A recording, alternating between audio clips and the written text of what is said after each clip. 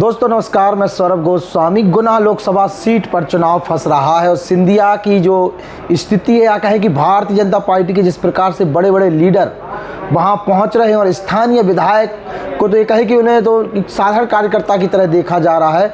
तो जो चुनावी रणनीति है सिंधिया जो बनाए हुए हैं उसमें मोदी भी कहीं ना कहीं दूर दूर नज़र आ रहे हैं। अब ऐसे में जो राव यादव सिंह हैं वो किस प्रकार से टक्कर दे रहे हैं, आइए कुछ कांग्रेसी समर्थक हैं उनसे चर्चा करते हैं, जिसमें से हमारे वकील साहब हैं जो अच्छे खासे वक्ता भी हैं और अपनी एक पूरे बुंदेलखंड के चुनाव पर अपनी एक व्यू भी रखते हैं। गुना लोकसभा सीट पर आज हमसे चर्चा करने के लिए आए। सर स्वागत है। धन्यवाद सौरभ जी। क्या स्थिति है गुना लोकसभा सीट की? एक गुना शिवपुरी लोकसभा जो सीट है वहाँ पर आज़ादी के 50 साल बाद भी इस बात का एहसास होता है कि सामंतशाही आज भी हावी है। जहाँ एक तरफ लोकसभा प्रत्याशी को एक जनसेवक की दृष्टि से जनता के बीच में जाना चाहिए, वहाँ सामंतशाही रीति रिवाज से सिंधिया जी को देखा जा रहा है। और रही बात सिंधिया जी के वर्चस्व की, तो यदि उन्होंने कांग्रेस को धोखा देकर कांग्रेस के साथ गद्दारी करके विभीषण का रोल अदा करके यदि कांग्रेस के लिए विघटनकारी कदम उठाया था, तो आज वो स्वयं एक राज्यसभा सदस्य थे, केंद्रीय मंत्री थे और मोदी जी की नीति अगर बहुत अच्छी थी तो सिंधिया जी को चुनाव लड़ने की आवश्यकता क्यों पड़ी?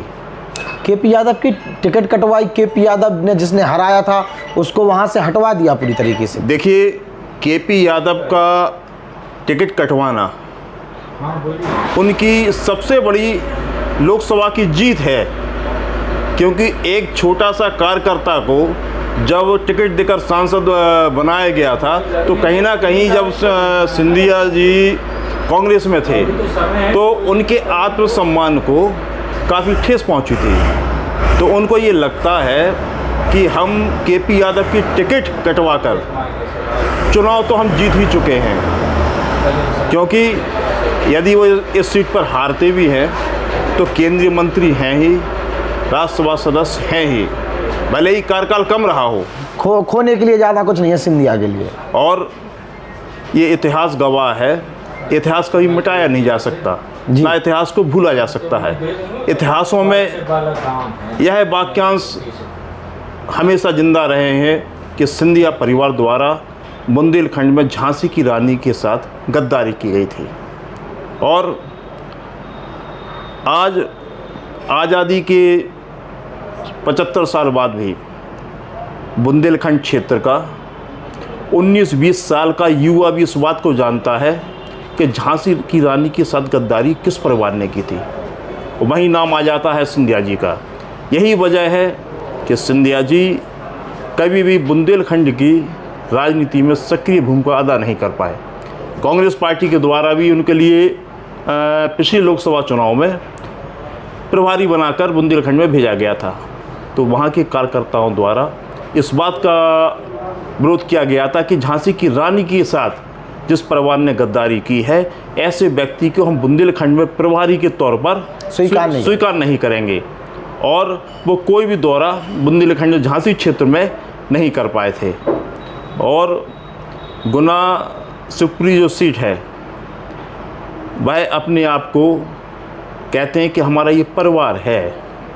फिर जाने हरा दो, महाराज थोपे जा रहे फिर से। लेकिन वहीं केपी यादव से का टिकट काटकर वह अपने आप को बड़ा गौरवान्वित महसूस कर रहे हैं। लेकिन जहाँ तक अभी जनता का जो रुझान आ रहा है, तो वहाँ की आम जनता इस बात को देख रही है कि सिंधिया जी का जो गुरूर या आचरण और व्यवहार जनता के बीच में जो आज जो दिख रहा है, अगर वो पहले से ही दिखाई देता रहता तो वे एक ड्रामा नज़र नहीं आता।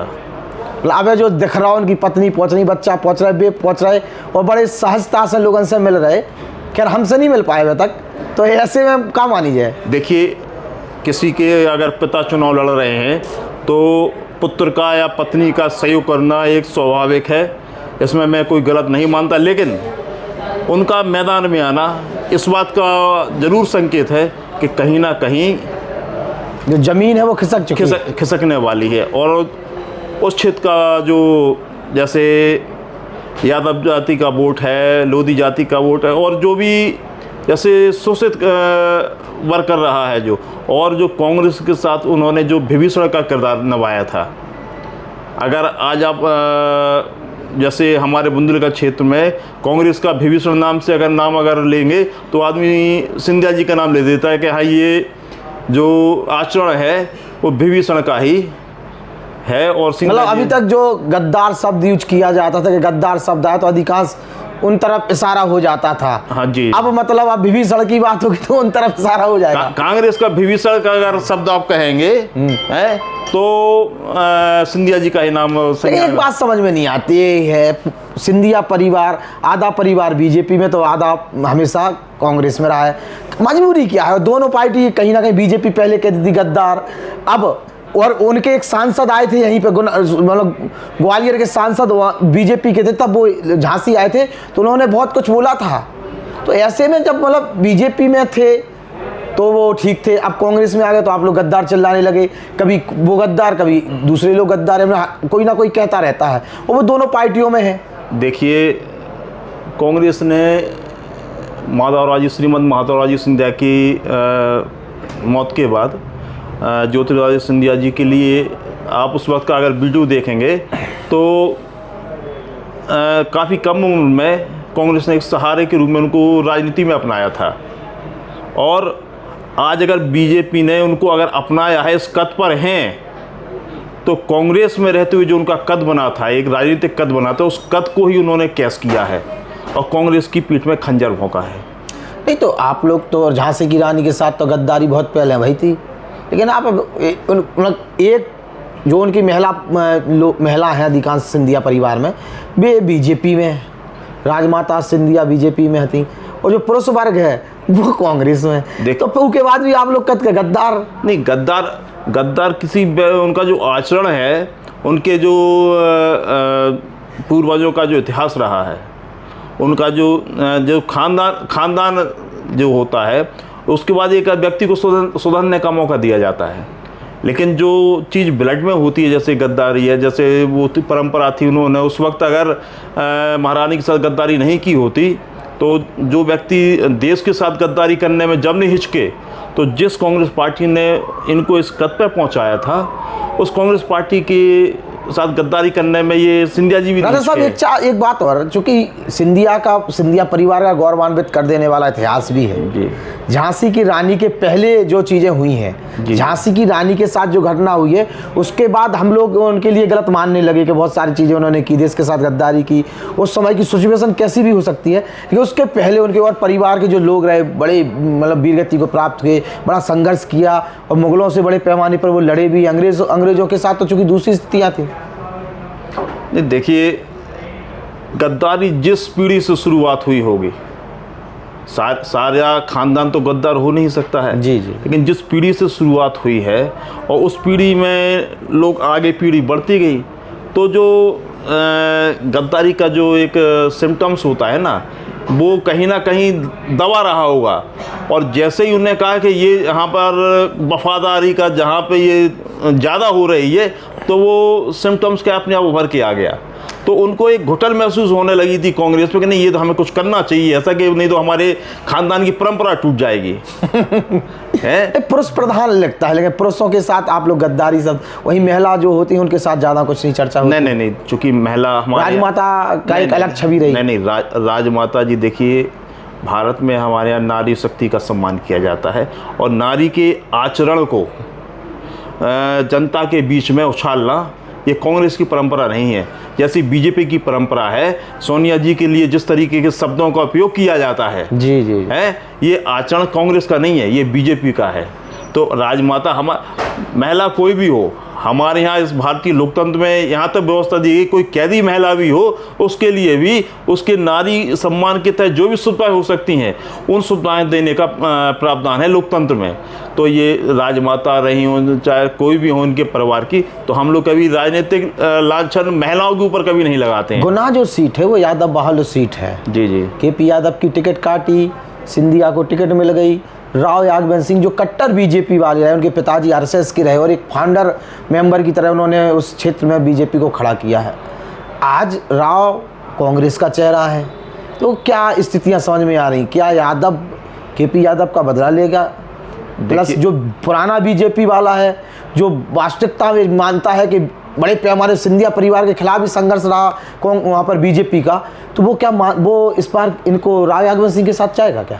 देखिए, हर व्यक्ति का एक सिद्धांत होना चाहिए। पहले अपने परिवार के साथ होना चाहिए, फिर समाज के साथ होना चाहिए। क्षेत्र अपने आप काबू में हो जाता है। तो जो व्यक्ति अपने समाज का नहीं, वो किसी का नहीं। इसलिए अगर यादव समाज अगर केपी यादव का बदला लेगा, अगर टिकट कटने से अगर एक होता है तो इसमें कोई भी गलत बात नहीं है। रही राव राजकुमार यादव सिंह जी के जो लड़के कांग्रेस से वर्तमान में, उनके पिताजी भाजपा के थे। तो भाजपा की आप देख रहे होंगे, जब से ये मोदी जी आए हुए हैं तो जितने पुराने लोग थे सबको साइड में उनको एक तरफ किया जा रहा है। एक से एक जो आधार स्तंभ थे उनको एक तरफ कर दिया गया है। इनको चाहिए कि हमारे समकक्ष कोई खड़ा ना हो पाए। और एक चीज़ सबसे महत्वपूर्ण बात ये कि भारतीय जनता पार्टी जो थी वो अब समाप्त हो चुकी है।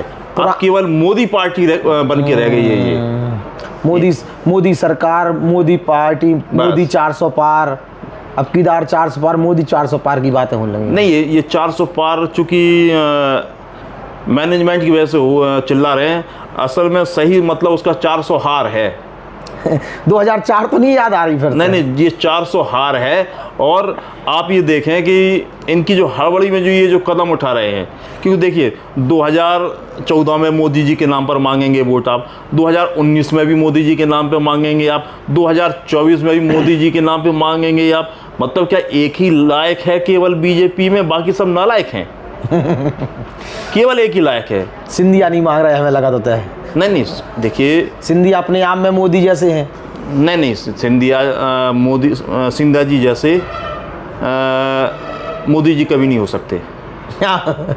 सिंधिया जी का अलग इतिहास है। मोदी जी देखिए, राजनीतिक विचारधारा से किसी व्यक्ति का विरोध भले ही कुछ भी हो, लेकिन सिंधिया जी जैसे मोदी जी कभी नहीं हो सकते। सिंधिया जी आज़ादी की लड़ाई में गद्दारी करने वाला परिवार एक ही है बुंदेलखंड क्षेत्र में।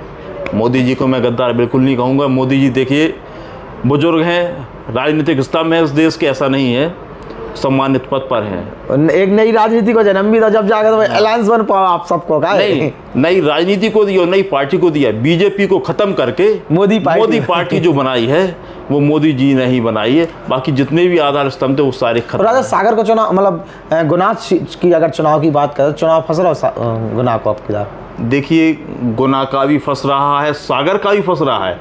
सागर से ललितपुर से गुड्डू राजा जी चुनाव लड़ रहे हैं। और आप ये देखिए कि पुरानी जो परंपरा होती थी कि जो जनता के बीच का चरण सेवक होता था उसको टिकट दी जाती थी, जनता अपना प्रत्याशी चुनती थी। लेकिन मोदी जी के राज में जनता के ऊपर प्रत्याशी थोपा जाता है। जो योग्य है वो मौका ही नहीं मिल रहा। अब जो सागर में प्रत्याशी है वो जनता का प्रत्याशी तो कहलाया ही नहीं जा रहा है, ये कहलाया जा रहा है कि इसको ये मोदी जी का प्रत्याशी है। तो देखिए, जनता समझदार है, जनता समझ रही है। और बुंदेला परिवार देखिए, ललितपुर जनपद का एक ऐसा परिवार है जिसकी राजनीतिक पृष्ठभूमि तो देश ही नहीं विदेश में भी जानी जाती है, एक अनोखी छाप है। और अच्छी व्यवस्थित मैनेजमेंट के लिए बुंदेला परिवार जाना जाता है। और जिस तरीके से क्षत्रियों का भाजपा ने तिरस्कार किया है, मैं सभी क्षत्रिय भाइयों से एक अपील भी करना चाहूँगा कि सागर की जो सीट है, सागर लोकसभा सीट है, सभी क्षत्रिय भाइयों को एक होकर और केपी यादव जी का जो अपमान भाजपा ने किया है, मैं पार्टी विशेष नहीं कर रहा हूँ, जो छोटे कार्यकर्ताओं का जो भी व्यक्ति अपमान करे उसको सबक सिखाने के लिए हमें सही व्यक्ति का चुनाव करना चाहिए। और सागर लोकसभा सीट पर गुड्डू राजा जी से सशक्त और अच्छा प्रत्याशी कोई नहीं हो सकता है। ललितपुर में हमने उनके परिवार का वर्चस्व देखा है, जनता ने उनको गांव के प्रधान से लेके उनके परिवार को संसद तक पहुंचाया है। तो कुछ बात थी इसलिए उनको पहुंचाए। यही बात गुना से पूरी वाली पर है कि आप महाराजा नाम से जाने जाते हैं, प्रजा से हार गए और प्रजा से आप हारे हैं वो बात अलग है, लेकिन आप अपने अगर जनता का ध्यान रखना है तो अपने खजाने से कर सकते हैं। आज आप देखेंगे गुना सुप्री के आप बीच में चले जाइए तो सिवाय आपको सड़कों के अलावा सिंगल % आपको विकास देखने को नहीं मिलेगा। और सड़कों का इसलिए भी है क्योंकि जनता टैक्स दे रही है, टोल लगता है वहाँ पर, तो टोल लगता है तो दे रही है, तो इसलिए इसके अलावा जो सुविधाएं हैं वो आप देख लीजिए। और ये जो आप ये देख रहे हो, जनता इस बात को सोचे ज़रा कि 500 रुपये का राशन सरकारी फ्री का लेने के बाद अब 1150 रुपये का सिलेंडर लेते हैं, ये बात कहाँ तक जायज़ है। तो मेरा तो यही कहना है कि सिंधिया जी अगर जैसे लड़ रहे हैं तो आप स्वयं एक मंत्री थे, राज्यसभा सांसद थे, का लालच थी ऐसी, का जरूरत थी। आप एक छोटे कार्यकर्ता KP यादव से बदला लेने के लिए आप चुनाव मैदान में आए। अब जनता इनसे ले रही, जनता को लेना चाहिए लेना चाहिए। और झांसी रानी की आन बान शान के सम्मान में कांग्रेस पार्टी के प्रत्याशी को जिताना चाहिए। तो अजय तोमर जी हमारे साथ थे, वरिष्ठ वकील भी हैं, अच्छे वक्ता भी हैं, और सागर और गुना पर उन्होंने अपनी बात रखी है, खासतौर से मोदी और सिंधिया की राजनीति पर अपनी बात रखी है, और बहुत शानदार चर्चा हुई, नए पॉइंट निकल के सामने आए हैं। ऐसे ही किसी नए से साथ फिर चर्चा होगी, क्योंकि चुनाव चल रहे हैं, चुनाव में मुद्दों पर चर्चा होनी भी चाहिए, और सिंधिया के बारे में जो इन्होंने कहा है उस पर भी लोगों को गौर करना चाहिए। बहुत बहुत धन्यवाद सर आपका। धन्यवाद सौरभ जी।